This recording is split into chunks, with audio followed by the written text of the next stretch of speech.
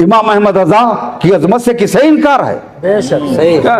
इमाम अहमद रजा किसी की जागीर नहीं है, किसी बिरादरी, किसी मिल्लत की जागीर नहीं है, अमानत नहीं है। इमाम अहमद रजा सबके हैं, वो आपके भी हैं, हमारे भी हैं। बल्कि आपसे ज्यादा इमाम अहमद रजा ने हमें चाहा है। बेशक हक है। सुभान अल्लाह। हमको अहमियत दी है इमाम अहमद रजा ने। मैंने बरेली शरीफ में 2 साल रह के अपनी आंखों से भी देखा है। शहजादा आला हजरत हुजूर मुफ्ती आजम हिंद का जमाना देखा है मैंने। हजरत मुफ्ती आजम हिंद की तो ये शान थी कि जब मैं उनकी बारगाह में हाजिर होता था तो मैं ये कोशिश करता था कि हजरत का हाथ मैं चूम लूं, इसलिए कि शहजादा आला हजरत हैं, एक करीम हैं, बुजुर्ग हैं, अल्लाह के वली हैं। चेहरा देखो तो अल्लाह याद आ जाए, ऐसी शख्सियत। तो मैं इन करामतों की बुनियाद पर मैं चाहता था मैं उनका हाथ चूमूं, लेकिन उन्होंने मुझे अपना हाथ कभी नहीं चूमने दिया। एक मरतबा नहीं, मैं 2 साल रहा। मैं पहली हाजिरी से, पहली मुलाकात से लेकर आखिरी मुलाकात तक कभी भी हजरत मुफ्ती आजम से न जाने कितनी मरतबा मिला। मैं 1 हफ्ता तक सफ़र में भी हजरत ने मुझे अपने साथ रखा, लैलो नहार में भी अपने साथ रखा, लेकिन मैंने बारहा चाहा कि हजरत का हाथ चूम लूं, लेकिन नहीं चूमने दिया। बैठाते थे अपने पहलू में, और मेरे 1000 कोशिश के बावजूद भी कि ऐसा ना हो सके, लेकिन हजरत मुफ्ती आजम हिंद शहजादा आला हजरत मेरे हाथों को चूम लिया करते थे। कितनी मरतबा इन हाथों को हजरत मुफ्ती आजम हिंद ने चूमा है मैं बता नहीं सकता आपको। क्यों चूमते थे वो? क्या बात, क्यों चूमते थे? वो तो मुफ्ती आजम हिंद थे, वो तो वली कामिल थे, वो तो शहजादा आला हजरत थे।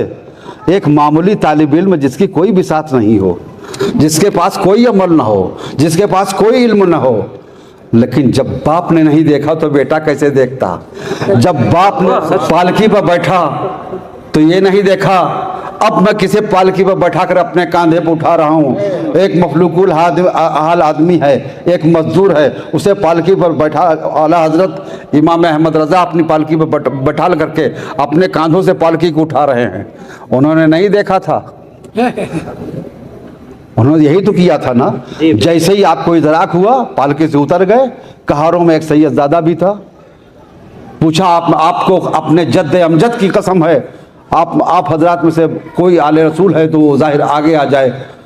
तो एक बहुत गरीब उद्दयार मफलूकुल हाल आदमी, कमज़ोर और नातमा आदमी आगे बढ़ा, मजदूर आगे बढ़ा, तो कहाँ आगे बढ़ा और उसने कहा मजदूर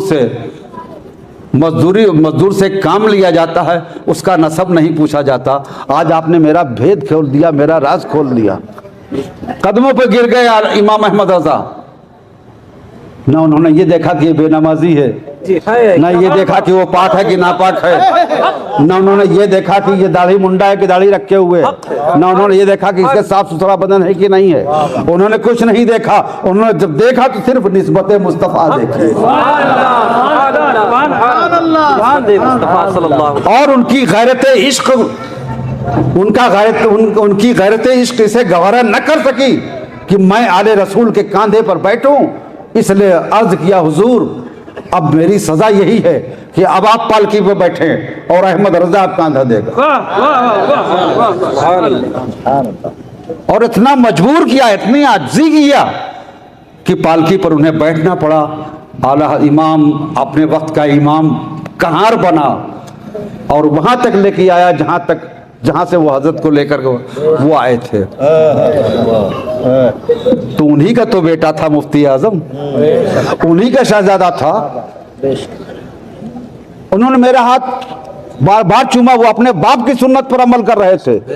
और मैं सोच रहा था ये कुछ नहीं देखते, ना मेरी कम इल्मी देख रहे हैं, ना मेरी कम अमली देख रहे हैं, ये सिर्फ मेरी निस्बत देख रहे हैं। ये अजमल ये तुम्हारे हाथों को नहीं चूम रहे हैं, ये निस्बत मुस्तफ़ा को चूम रहे हैं। अपने पर गुरूर मत करना, अपनी जात पर गुरूर मत करना। मेरा दिल मुझे आगाह करता रहा। जब भी मेरा हाथ चूमते थे मेरा दिल फौरन मुझे आगाह करता था, गुरूर मत करना, ये तुम्हें नहीं चूम रहे हैं, ये तुम्हारी निस्बत को चूम रहे हैं। तो जब इश्क सादिक होता है तो दिल वहाँ पहुँचता है जो उसकी मंजिल मकसूद होती है। मुस्तफ़ा जाने रहमत चाहते थे।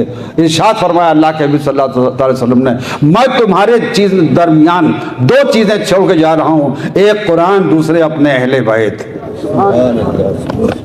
अहले बैत के साथ कैसा सलूक किया जाता है, आशिक़े रसूल इमाम अहमद रज़ा ने अपने इस वाक़े से साबित कर दिया। हज़रत मुफ्ती आज़म हिंद उसे दिखा रहे हैं, अहले बैत से, आले रसूल से किस तरह का रवैया अपनाया जाता है।